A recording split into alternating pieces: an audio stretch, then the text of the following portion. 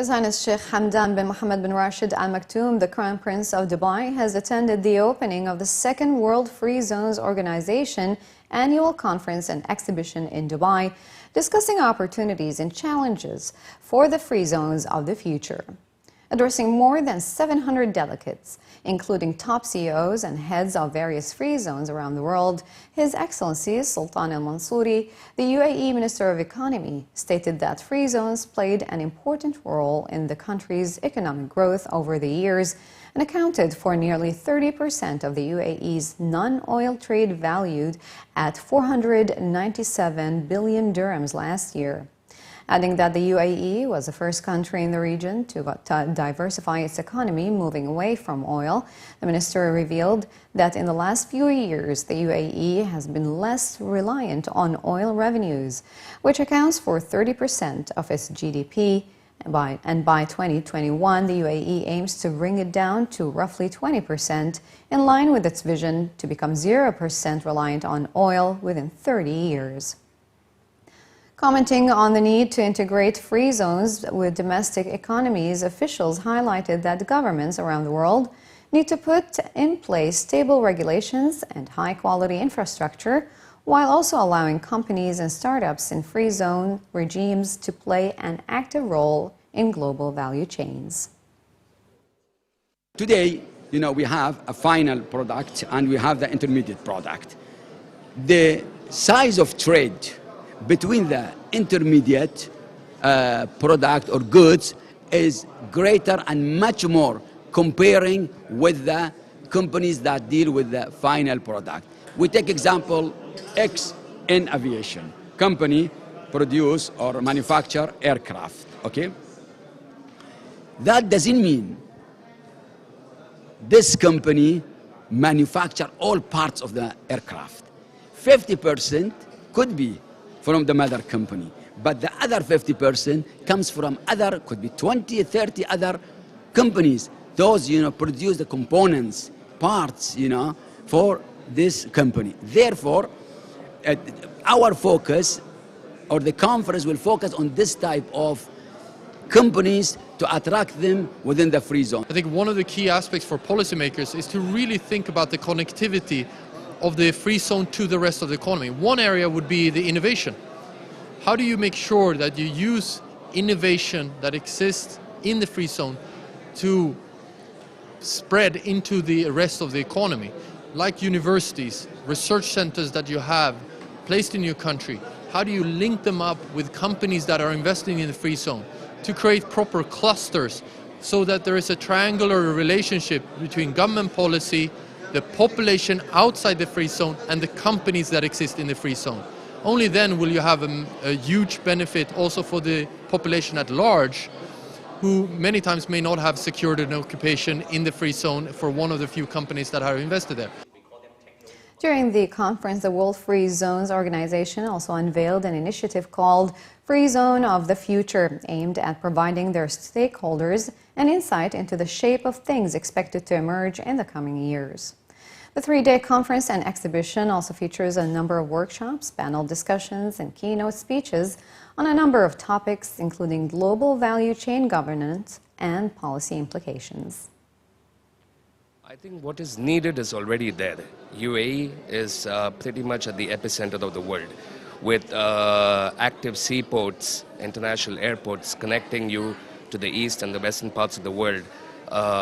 In addition, tax-free, in addition, 100% repatriation of capital and profits, 100% foreign ownership. UAE already offers the best of all the opportunities for businesses to come and set up in the country. And this is the reason the country has grown over the years with a lot of economic downturn. A lot of countries are facing difficulty, but UAE has seen a constant growth over the years. And with 2020 coming, we project further growth. The International Monetary Fund has predicted that economic growth in Dubai will enter a period of rapid acceleration ahead of Expo 2020, aided by the Emirates' political stability and a pickup on oil prices. The IMF's mission chief to the UAE was quoted as saying that annual growth should average in excess of 5% following a minor slowdown in 2016.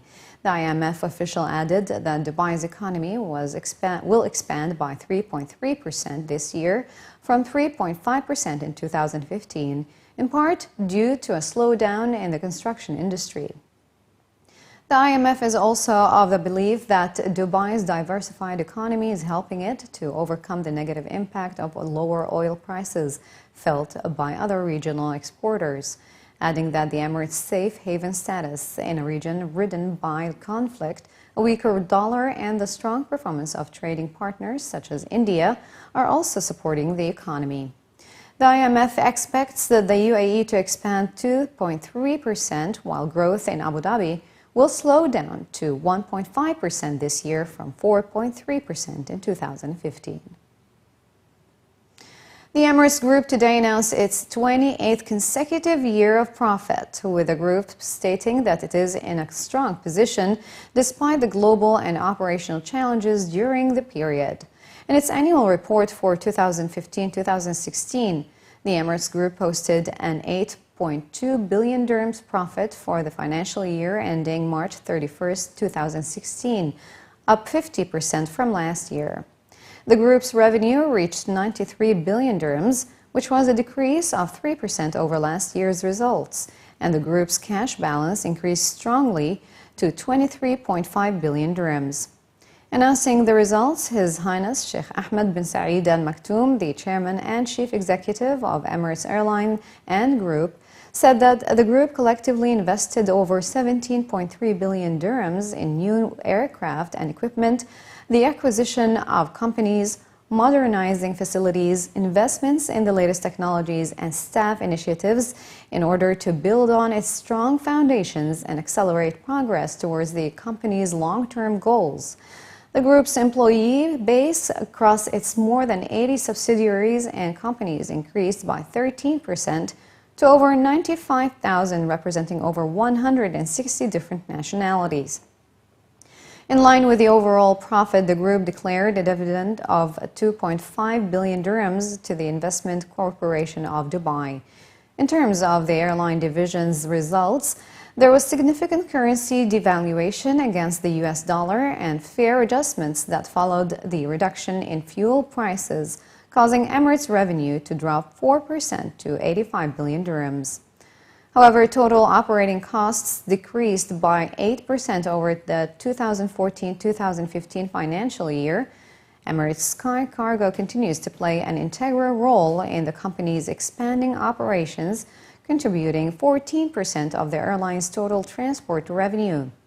Emirates Cargo Division reported revenue of 11.1 billion dirhams, a decline of 9% over last year, while tonnage increased by 6% to reach 2.5 million tons. And budget carrier Air Arabia, the UAE's only publicly listed airline, reported a 42.2% rise in first quarter net profit on Monday, beating analysts' forecasts.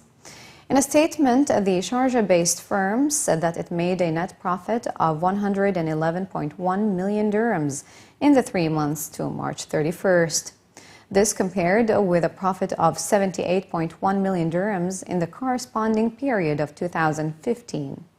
The airline's first quarter revenue was 945.8 million dirhams versus 886.0 million dirhams a year earlier.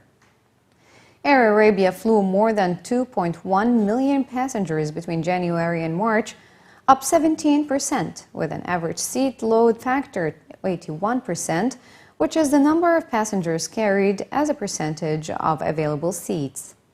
The airline also added 2 new routes from the main hub in Sharjah in the first 3 months of 2016, both of which strengthened its presence at the intersection of Europe and Asia.